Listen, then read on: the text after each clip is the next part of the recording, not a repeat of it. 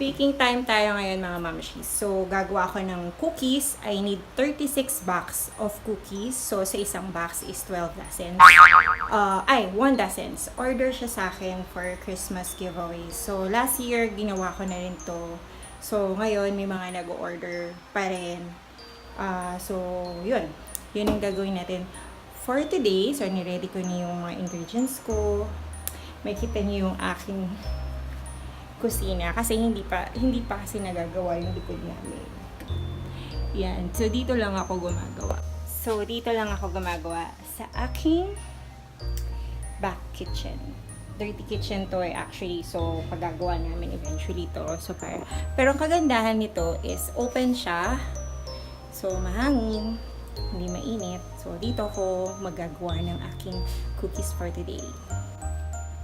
Here are the ingredients that we need, mga momshies. So we have eggs, butter, brown sugar, white sugar, vanilla extract, salt, baking soda, all-purpose flour.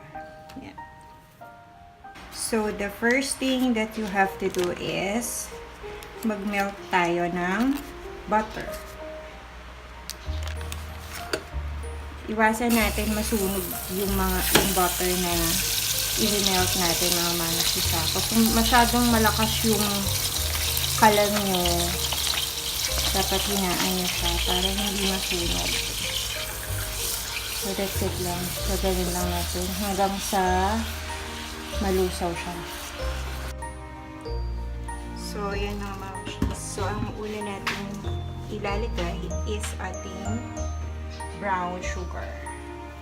So, kung gusto niyo makuha yung exact measurements ng ingredients, mag-comment lang kayo sa baba ng video na to para mabigyan ko kayo ng copy ng exact measurements. Then, sugar. So, haluin mo lang.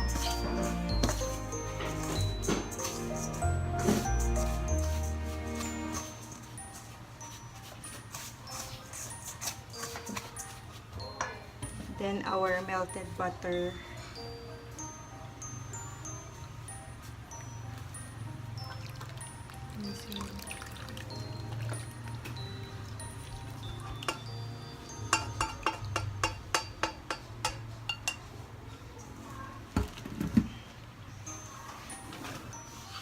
So, halu-haluin mo lang.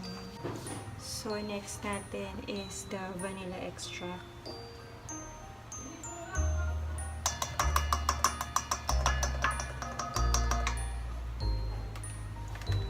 Salt, and baking soda. So, i-mix mo lang lahat ng ingredients na meron ka. Magsisimula ka muna sa sugar, butter, vanilla, salt, and baking soda. Then, ilagay mo na yung egg.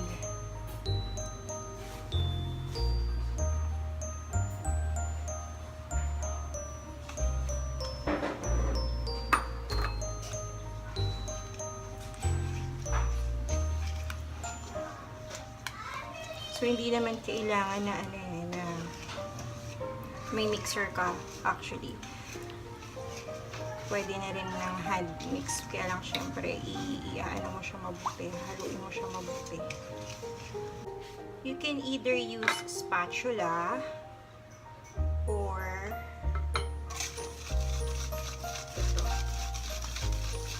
whisk.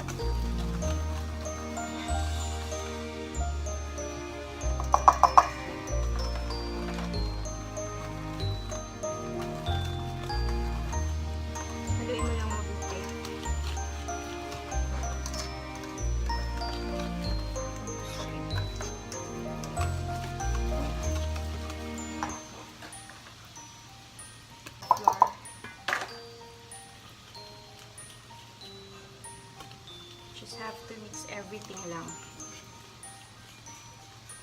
Kung mapapansin niyo siya, momshies, dumami siya kasi nag-double ano na ako measurements para isang gawaan na lang.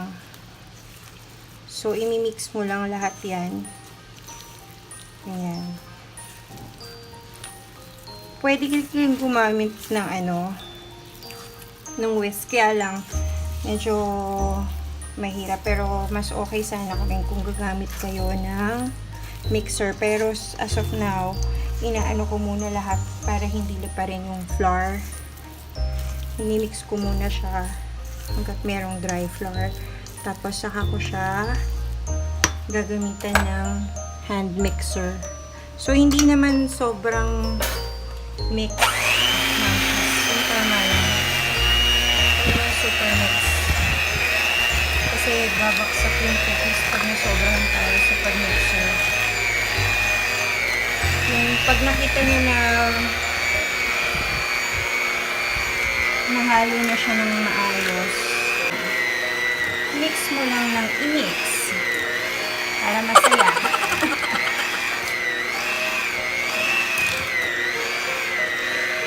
Kasi makita mo na well mix na siya, pwede na yun.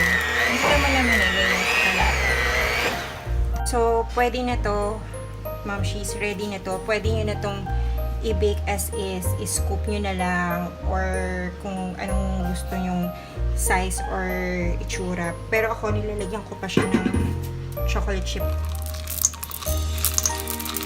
Para maging chocolate chip cookie siya. So, halo mo lang siya.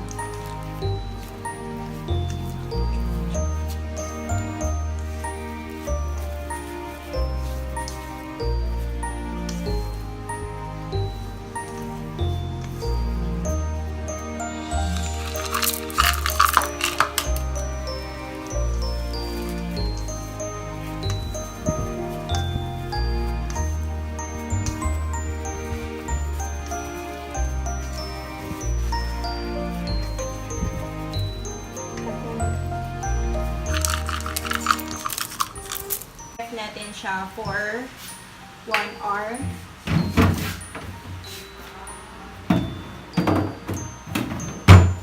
Or pwede nyo na rin siyang i-portion kung gusto nyo. So, yan momshies, na-freeze ko na siya or na-chill ko na siya. So, pinaka-best way for this is gumamit tayo ng scooper para mas madali siyang nalagay. So, yan. Depende na lang sa'yo kung gaano karami o kalaki yung gusto mong gawing cookies. So, dapat may konting space siya per cookies. Kasi mag-aano pa to eh. Babaksak pa to. Mag-melt pa siya. So, dapat may spaces siya per cookies kasi babagsak pa yung cookies mo. So, magdidikit-dikit siya pag masyado na siya magkakadikit to each other. Pag masyado madikit, momshies, bigyan mo ng kalayaan yung cookies mo para magawa niya yung gusto niyang gawin. Wow.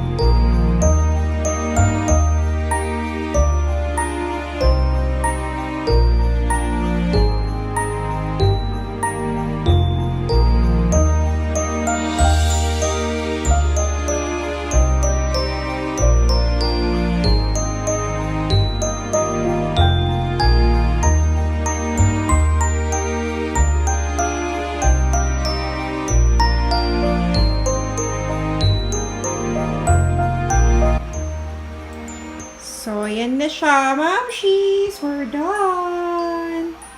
36 boxes. Han, tama? Tama. 36. 36 boxes. Tapos na siya. Clean.